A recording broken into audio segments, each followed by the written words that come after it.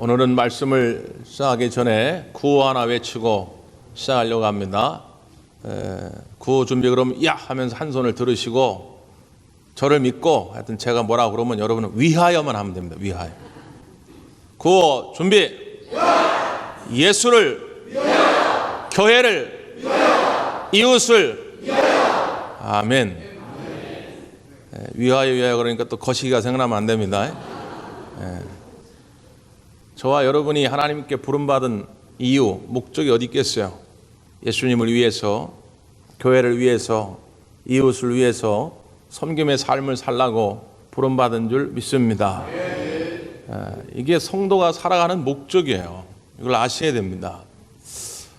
우리가 이번 여름 성경학교를 통해서 우리가 함께 아이들과 공유하기 위해서 여름 성경 주제의 말씀을 살펴보고 있습니다. 갓튜브 월드, 요즘 유튜브가 대세인데 저마다 각자의 개성을 유튜브를 통해서 세상에 보여주고 있는데 하나님도 우리에게 보여주는 튜브가 있다. 그 갓튜브 채널, 갓튜브 월드가 있다. 지금까지 세 가지를 했죠. 뭐가 있다고 그랬습니까? 첫째는요, 창조. 둘째는요, 성경. 셋째는요, 예수님. 그리고 오늘 네 번째 마지막으로 교회입니다. 물론 저마다 하나님이 전부를 다 보여주시지만 우리가 그걸 다 깨달을 수는 없는데 특별히 그 채널들을 통해서 하나님 보여주고자 했던 강조점이 있다. 창조를 통해서는 하나님이 기뻐하시는 모습, 우리를 향하신 하나님의 기쁨이 얼마나 큰지를 창조를 통해서 보여주고 있다 그랬습니다. 두 번째 성경을 통해서는 하나님이 우리를 구원하시고 온전케 하시는 그 모습을 보여주고 있다 그랬죠. 지난주 예수님은 우리에게 어떤 모습을 보여준다고 그랬어요? 끝까지 사랑하시는 하나님의 모습을 보여준다 그랬습니다. 오늘 교회는 특별히 하나님이 어떤 모습을 주로 보여주시는가? 우리와 함께 하시는 모습을 보여준다는 것입니다.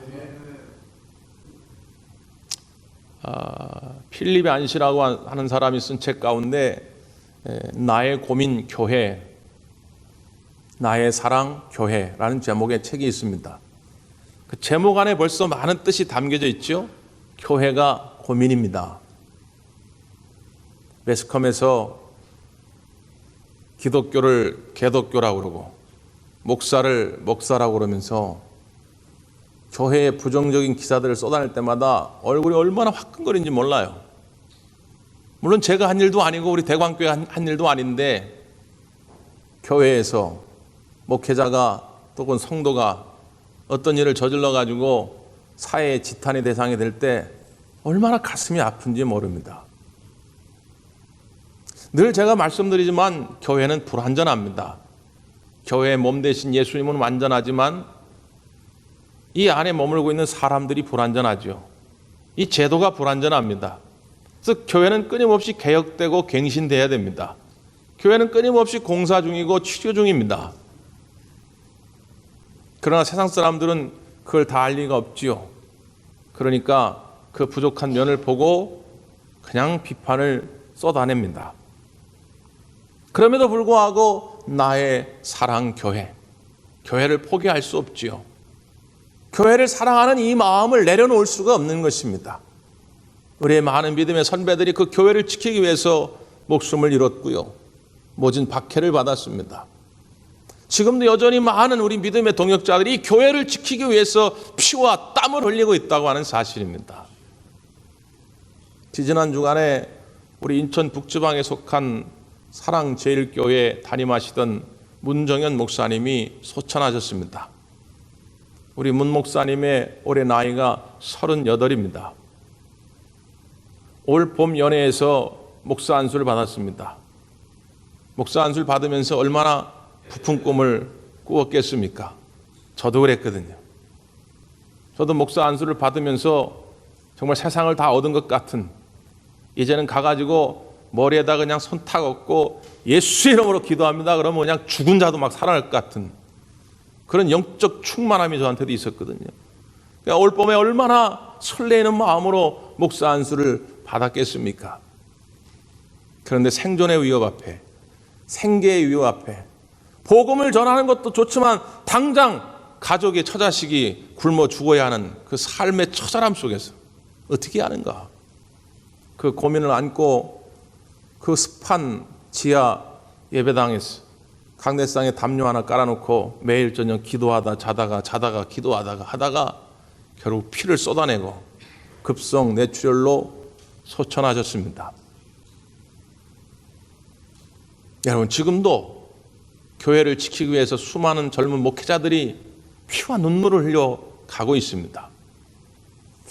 그래서 일부러 제가 주보에다가 광고는 싫지 않았는데 우리 지방 실행위원회에서 어떻게 하면 좋을까? 저도 개인적으로 좀 돕고 싶은 마음은 있는데 어떻게 하면 좋을까 했는데 지방 실행위원회에서 결정을 해서 감사님의 목회 서신이 왔는데 이제 30대 젊은 사모님과 6살 난 딸아이가 있는데 우리 유족들을 위해서 지방의 차원에서 모금을 좀 했으면 좋겠다라고 하는 서신을 제가 받았습니다.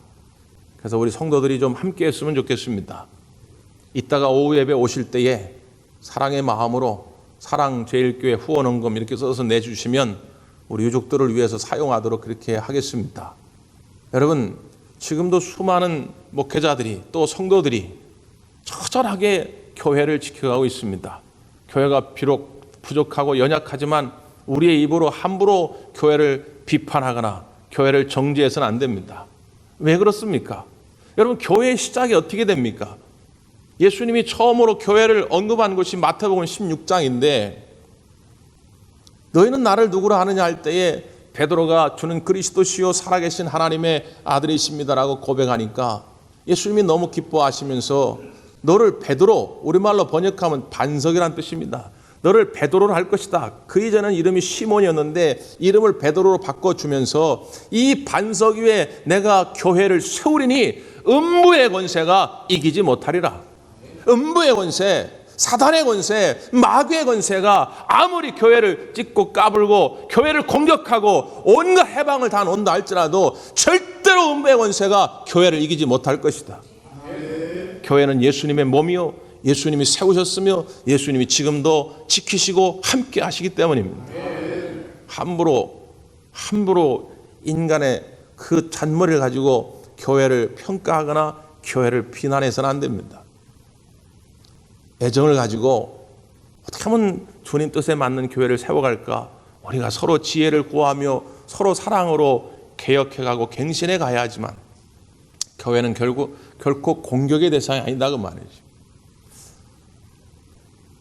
저는 오늘 이 교회를 통해서 하나님이 우리에게 보여주고자 하는 모습을 가장 잘 보여준 것이 오늘 본문이라 생각합니다. 그건 당연하지요. 우리가 교회의 시작을 어디서부터 봅니까? 오순절날 장소는 마가라는 사람의 다락방에서 성령 강림의 역사가 일어날 때 120명의 성도가 교회의 창립 멤버입니다. 우린 그때부터 쭉 이렇게 이어온 거예요. 그러니까 지금도 교회가 교회다운 모습을 가지려고 한다면 그때의 모습이 어떠했는가를 우리가 봐야죠. 오늘 본문이 바로 그 장면입니다. 자, 뭐라고 성경은 기록하고 있냐면 46절입니다. 46절. 시작.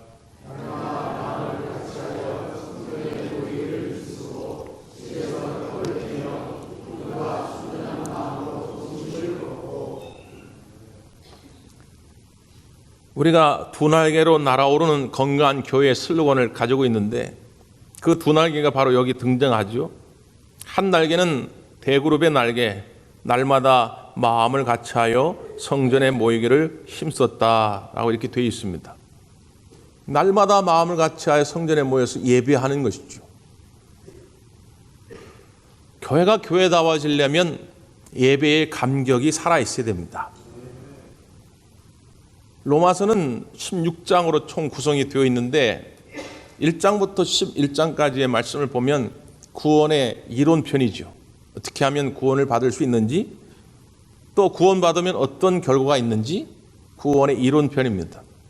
12장부터 16장까지는 실천편이죠. 그럼 구원받은 자는 어떻게 살아야 하냐 그 말이에요. 그 실천편을 여는 첫 번째 12장 1절의 말씀이 뭐냐면 너희 몸을 하나님이 기뻐하시는 거룩한 산제물로 드리라. 이는 너희의 드릴 영적 예배니라 말합니다. 구원받은 자가 해야 할 첫 번째가 뭐냐? 예배자로 사는 겁니다. 크게 보면 우리의 삶 전체를 다 하나님께 예배하는 삶을 사는 것이고, 조금 좁은 의미로 보면 우리가 일주일 가운데 이 주님의 날만큼, 이 시간만큼은 주의 전에 함께 모여서 예배하는 삶을 사는 것입니다. 나는 구원받았어요. 나는 예수님을 믿어요. 나는 하나님을 사랑합니다. 그러면서 예배에는 소홀하다, 앞뒤가 안 맞는 말이죠. 오늘 이 시간은 여러분 생명을 걸고 지켜야 하는 예배의 시간인 줄 믿습니다. 이스라엘 백성들이 출애굽을 한 후에 광야길을 걸어갑니다. 그 백성들 한가운데 하나님의 법궤가 있어요. 하나님의 말씀, 하나님의 약속, 하나님의 능력이 담겨져 있는 그 법궤 말이죠. 여러분, 이스라엘 백성들이 법궤를 메고 가지만 이스라엘 백성들이 법궤를 지킨 것이 아닙니다. 그 하나님의 법궤가 이스라엘 백성들을 지킨 거예요. 그들은 그걸 알았어요. 그래서 머무는 곳마다 법궤를 세워놓고 동서남북 세 지파씩 12지파가 딱 진을 치고 장막을 칩니다. 왜? 그 법궤가 우리를 지켜주는 걸 알았기 때문에 그 중심으로 사는 거예요. 우리가 시간이 있어가지고 돈이 있어가지고 이 예배를 지키는 것이 아니라, 오늘 우리가 이 예배를 지킬 때에 오늘 이 예배를 통해서 우리의 삶이 더 부유해지고 더 은혜가 넘쳐갈 줄 믿습니다. 이 예배를 지켜내야 돼요. 왜 그러냐? 예배라는 게 뭡니까? 여러분, 이 시간 나와가지고 우리가 하고자 하는 것이 뭡니까? 사랑은 부분이 없어요. 사랑은 전부만이 존재합니다. 남편이 아내를 바라보면서 결혼 10주년을 맞이해가지고 목걸이 하나를 사왔어요. 여보 사랑해. 그래서 목걸이를 다 끼워줍니다. 근데 이 목걸이 사실 2개 샀어. 그리고 하나는 옆집 미스김 줬다. 내 마음 한구석에는 미스김도 있거든. 이 싸대기를 한 대 맞은 소리를 하는 거예요. 사랑의 부분이 어디 있습니까? 사랑은 전부잖아요. 이 시간 나와서 예배를 통하여 우리가 하나님께 드릴 고백은 전부를 드리는 거예요. 난 하나님이 전부입니다. 난 예수님이 전부입니다. 세상에 돈이 좋다고 하고 권력이 좋다고 하고 권세가 좋다고 하지만 나는 하나님이 제일 좋아요. 난 예수님만 있으면 행복합니다. 이걸 고백하는 시간이거든요. 나 무엇과도 주님을 바꾸지 않으리, 다른 은혜 구하지 않으리. 난 무엇과도 다른 어떤 것도 주님을 바꾸지 않겠다는 이 고백이 이 예배의 핵심입니다. 그러니까 우리 하나님이 기뻐할 수밖에 없지요. 그래서 예배가 살아있는 교회는 부흥할 수밖에 없고, 예배의 감격이 살아있는 성도들은 그 삶이 풍성할 수밖에 없는 것입니다.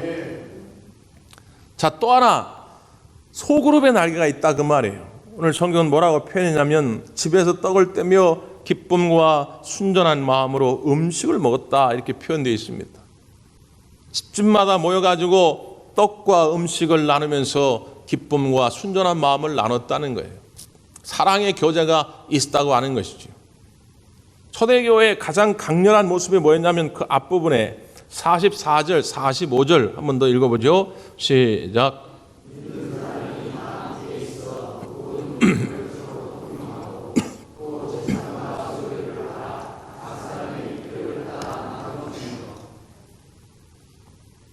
사람들이 그 자기의 소유를 다 가지고 나와가지고 필요를 따라 나눠줍니다. 물론 이때의 상황과 지금의 상황은 다릅니다. 여러분 가운데 교회는 이런 곳이니까 여러분 재산 다 팔아가지고 교회 헌금하십시오 하라도 할 것 같지도 않아요. 또 그렇게 이단들이 가르치는데 그런 이단들의 가르침에 속지도 마십시오. 지금 이 시대에는 임박한 종말론, 예수님이 며칠 안에 다시 오신다고 하는 임박한 그 종말론 속에서 자기의 재산들을 정리한 것 뿐이고요. 다만 지금 이 시대에 필요한 건 뭐냐? 이 마음, 이 정신을 기억하자 그 말이에요. 지금 내 형제의 아픔이 그만의 문제가 아니라 나의 아픔이라. 내 형제의 부족함이 그만의 부족함이 아니라 나의 부족함. 그래서 함께 그것을 나누고 함께 채워가는 공동체가 교회의 공동체였다는 거죠. 우리 대광교회가 그런 교제, 그런 사랑이 넘쳐나기를 바랍니다. 고린도후서 13장 13절에 보면 하나님께서 교회, 그리스도인들에게 주고자 하는 진정한 축복의 내용이 담겨져 있습니다. 그래서 교회 역사는 그 내용을 그대로 가지고 와서 예배 마지막에 주님의 이름으로 축복 기도를 하는 거예요. 우리 주 예수 그리스도의 크신 은혜와 하나님의 사랑하심과 성령의 교통하심이 너희 무리에게 있을지어다. 이게 고린도후서 13장 13절의 말씀이죠. 세 가지입니다. 첫째는 뭐라고요? 그리스도의 은혜입니다. 우리는 죄에서 자유함을 누려야 하는데 내가 아무리 노력해도 백날 공로와 업적을 쌓아도 죄사함을 누릴 수가 없어요. 그래서 우리의 죄의 짐을 대신 짊어지시고 예수님이 십자가에 피 흘려 죽으신 거 아닙니까? 그 은혜가 우리를 구원하게 한 것이지요. 그 주님의 은혜가 늘 우리에게 있어야 합니다. 또 하나, 하나님의 사랑하심이 있어야 한다 그 말이죠. 하나님이 우리를 사랑하셔서 내가 너를 도우리라, 내가 너와 함께하리라, 내가 의로운 오른손으로 너를 붙들리라 해 주셔야 우리의 삶이 안전한 것이죠. 풍성한 것입니다. 그래서 하나님의 사랑하심이 있어야 돼요. 그리고 세 번째는 뭐라고요? 성령 안에 교통하심이 있어야 한다는 겁니다. 교통, 코이노니아라고 하는 말이죠. 우리말로 하면 교제라는 말로, 사귐이라는 말로도 번역이 됩니다. 하나님이 우리에게 주시고자 하는 참된 복 가운데 하나가 이 교통이다. 교통, 교제 말이죠. 너희들이 가정 안에서 막힌담이 있으면, 부부간에, 부모와 자식 간에 막힌담이 있으면 절대로 너희가 행복할 수 없다. 너희가 교회 나왔는데 교회 안에서 서로 간에 막힌담이 있어가지고 말이지, 괜히 눈 째려보고 말이죠, 괜히 뒤에서 욕이나 하고 말이지, 이래가지고 너의 인생이 행복할 수 없다. 내가 너에게 주는 진짜 복은 그런 게 아니다 말이죠. 그러니까 너희들은 반드시 성령 안에 교통하심이 있어야 한다. 사람들은 그리스도의 은혜를 많이 사모합니다. 하나님의 사랑을 많이 사모합니다. 그런데 교통을 별로 사모하지 않습니다. 여기서 문제가 발생합니다. 왜? 교통이 깨지면 그리스도의 은혜도 하나님의 사랑도 식어지더라 그 말이에요. 네? 교회 나왔다가 시험 들어 교회를 떠난 사람들 가운데 아유 예수 그리스도의 은혜 가짜네요, 하나님의 사랑 별거 없네요 이러고 떠난 사람 제가 거의 본 적이 없어요. 거의 열이면 열, 교통이 깨져서 떠나갑니다. 난 저 인간 때문에 이 교회 못 다니겠습니다 라고 떠나는 거예요. 교통이 깨지면 은혜도 사랑도 식어지더라고 말이에요. 그래서 교통함이 있어야 됩니다. 그러려면 어떻게 됩니까? 끊임없이 서로 우리가 이해하고 용서하고 사랑하는 수밖에 없습니다. 아니 목사님 교회라고 꼭 그래야 됩니까? 아니 저 인간만큼은, 내가 이 상황만큼은 내가 도저히 이해할 수 없네요. 아니요, 교회는 그런 곳입니다. 그런 상황 속에서도 그런 사람일 수이다 할지라도 또 용서하고 또 용납하고 또 이해하고 또 사랑하는 것이 교회인 줄 믿습니다. 그래야 교회가 교회다워집니다. 도대체 우리가 무엇을 가지고 하나님의 살아계심을, 무엇을 가지고 하나님 우리와 함께 하심을 증명할 수 있겠어요? 교회 왔더니 돈 많이 번다? 여러분 교회 안 나와도 돈 많이 버는 사람 많습니다. 교회 와서 병 고침 받았다? 여러분 그냥 교회 안 나오고 병원 가도 병 고침 받는 사람 많아요. 세상에서는 얻을 수 없는, 세상에서는 돈 주고 살 수 없는 십자가의 그 사랑, 그리스도의 사랑에 강권되어서 내 모든 걸 내어줄 수 있는 그 사랑이 교회 안에 있을 때 교회가 생명력을 갖게 되고 주님의 뜻을 실천하게 될 줄 믿습니다. 초대교회는 바로 그 모습을 우리에게 보여주었다는 거예요. 그랬더니 어떻게 됩니까? 자, 그 결론입니다. 47절 시작.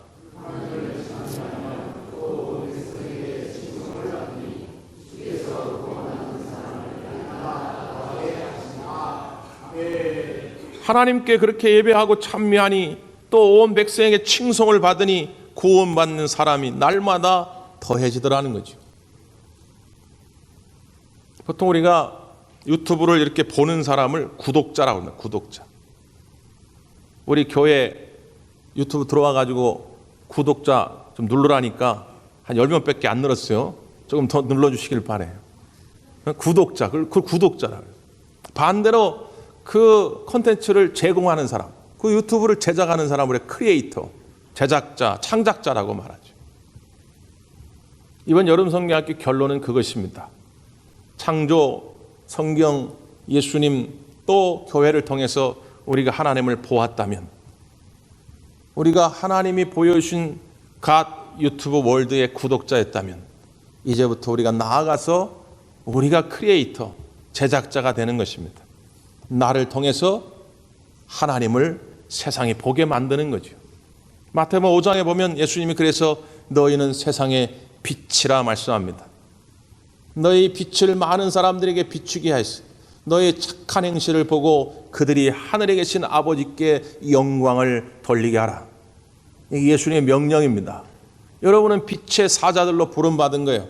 하나님을 보여주는 여러분이 채널로 우리가 부름을 받은 것입니다.